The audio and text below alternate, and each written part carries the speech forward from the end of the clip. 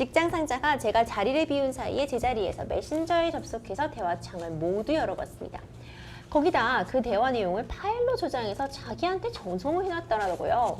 업무 관련 이야기들, 동기들과 다른 직원 이야기를 한 내용들, 게다가 사적으로 남자친구와 연락한 내용들까지 모두 다요. 처음엔 그 사실을 모르고 있다가 제가 무슨 이야기만 하면 다 아는 사람처럼 이야기를 하더라고요. 그래서 추궁을 해보니 제가 회사 분위기를 흐리고 있어 해고하기 위한 조치였다고 합니다. 제가 남들 이야기를 하면서 분위기를 흐리는데 명확한 증거가 없었지만 제가 켜놓은 메신저 창을 우연히 보고 저장했다고 하더라고요. 잠깐 급하게 회의 다녀온 사이 이렇게 메신저 열어보고 대화까지 저장해서 저를 자르겠다고 협박까지 하는데 그냥 메신저 창을 열어놓고 간 제 잘못이라고 발뺌을 합니다. 제가 정말 이런 대화 때문에 잘리게 될지 또 이 사람이 협박죄 같은 걸로 고소할 수 있을지 궁금합니다. 만약에 이 사람이 이 대화 내용을 인트라넷 같은 데 올리게 되면 저는 굉장한 피해를 입을 것 같은데 피해 보상도 요구할 수 있을까요?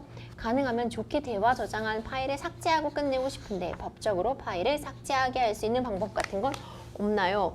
오, 이런 사연이 접수가 되었습니다. 변호사님, 저는 깜짝 놀랐어요.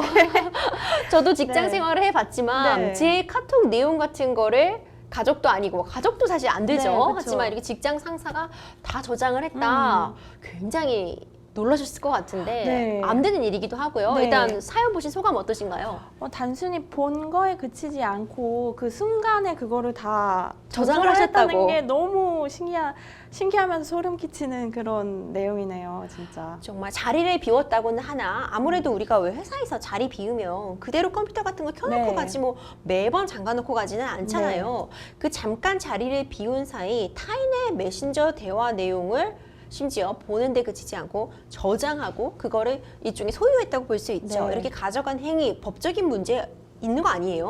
네, 비밀 침해죄가 문제가 될 수 있을 것 같습니다. 이제 비밀 침해죄는 성립이 될 경우에 3년 이하의 징역이나 금고 또는 500만 원 이하의 벌금에 처해지게 되는데요. 대체로 이 범죄는 친고죄로 고소가 있어야 공소가 제기될 수 있습니다. 그리고 지금 허락 없이 열어서 이제 저장까지 했기 때문에 이 부분은 사실 비밀 침해죄에 성립되는데 크게 어려움이 없지 않을까라는 생각이 듭니다. 그렇죠. 그리고 또 하나 지금 해고가 좀 걸려 있으신 네. 부분인 것 같아요. 해고권을 뭐 회사 쪽에서 갖고 있다고는 하나 정당한 이유가 있어야지 가능한 거잖아요. 네. 그런데 이제 어떻게 보면 꼬투리를 잡기 위해 네. 이런 대화 내용을 근거로 퇴사를 요구받을 경우 이에 대해서는 거부하거나 어떤 대응할 수 있겠죠? 네, 이 부분은 분명히 잘못된 부분이라고 생각이 들고요. 그래서 이렇게 부당하게 어떤 행위를 해서 이거로 근거를 잡았다. 그 사적인 대화까지도 이게 제재를 하면서 이걸 가지고 퇴사를 요구하는 경우에는 부당해고가 성립될 수도 있을 것 같습니다. 그렇군요. 지금 변호사님, 상담자님께서는 가능한 좋게 해결하고 싶다 이런 말씀도 하셨어요. 네. 다만 대화 내용은 좀 깨끗이 삭제를 원한다 하셨는데 네. 뭐 법적으로 강제적으로 좀 삭제해라 이렇게 요구할 수 있을까요?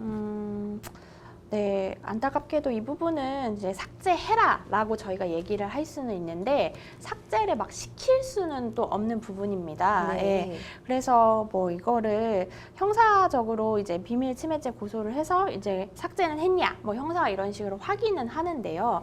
그 이 부분이 어떤 삭제권이랄까요? 이런 것들이 보장되지는 않아서 이 부분을 이제 그냥 확인을 해달라라고 합의하는 과정에서 보통 이루어지는 과정이고 뭐 정 안 되면 이제 뭐 가처분을 한다든지 해볼 수는 있을 것 같기는 한데 그렇다고 해도 어쨌든 상대방이 그냥 확인시켜 주는 대로 삭제했구나 이렇게 볼 수 있는 거지 그거를 우리가 어떻게 직접 삭제를 한다든지 뭐 하는 건 상대방의 동의가 있어야 될 것 같습니다. 그렇군요. 변호사님, 사실 상담자님께서는 유포될까봐 굉장히 걱정을 네. 하고 계시거든요. 이 대화 내용이 유포되면 사실 사생활 침해도 네. 곡심하고 좀 끔찍하잖아요. 네. 유포되지 않도록 하면서 지금 현 상태에서 상담자님이 취할 수 있는 법적 조치는 어떤 것들이 있을까요?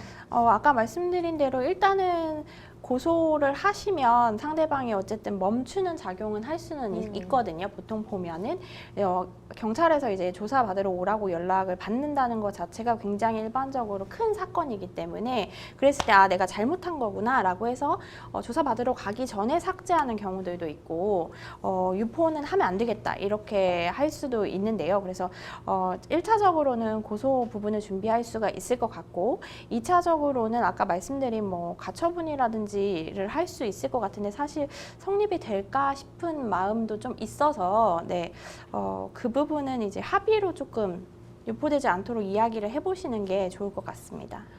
또한 이 상담자님이 협박죄 같은 걸로 고소하고 싶다 이런 네. 내용을 밝히셨어요. 이런 네. 사안이 과연 협박죄로 포섭이 될지도 좀 궁금하거든요.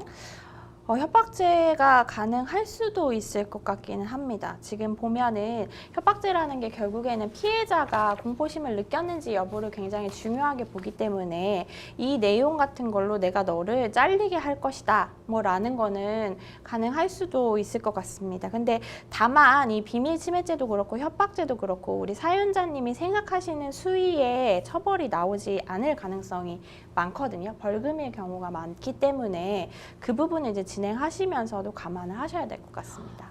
변호사님 그렇다면 마지막으로 협박죄 같은 걸로 뭔가 고소를 진행하신다면 좀 알아두면 좋을 만한 팁 같은 거 있으면 전해주시죠. 네, 일단 형사적으로 고소를 한다는 건 협박죄뿐만이 아니라 증빙을 이제 고소인에게 굉장히 많이 요구하고 있기 때문에 생각하시는 것보다는 수사관이 알아서 찾아주는 것보다 저희가 제출해야 되는 것들이 더 많습니다. 그래서 이제 협박을 당했다는 증빙들이 좀 필요합니다. 그래서 서로 이야기를 들은 부분의 녹음 파일이라든지 이걸 가져갔다는 거를 뭔가 사진을 찍어 주실 수 있다면 그런 부분이라든지 이런 부분들의 이제 객관적인 증거를 조금 준비하시는 것이 좋습니다. 그렇군요. 좀 변호사님 말씀대로 여러 가지 조치 취하시면서 좀 잘 해결되셨으면 하는 그런 바람입니다.